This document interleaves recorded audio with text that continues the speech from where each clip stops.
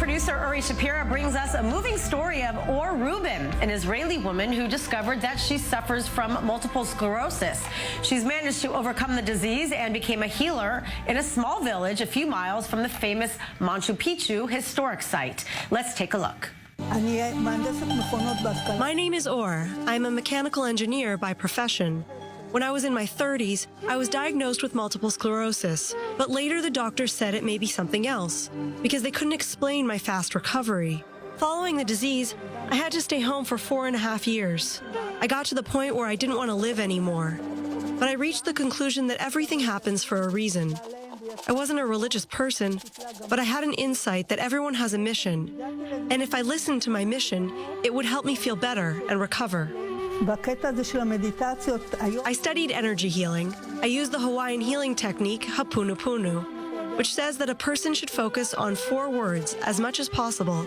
I adopted this method in a Jewish method, using 4 words, which came from the Jewish prayer, the phrases, thank you, I'm sorry, I love you, and I forgive you.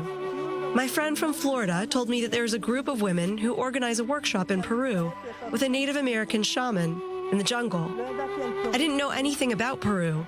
We went to Machu Picchu, and I felt like home.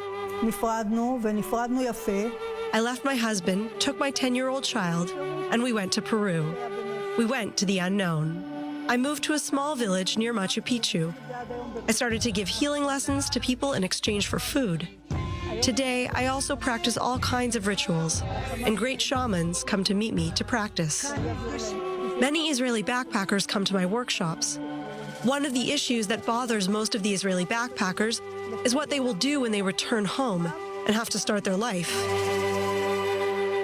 Sometimes I meet people who tell me that they remember me 17 years after they met me in Peru during their post-military tour, and that their life is divided before and after my workshop.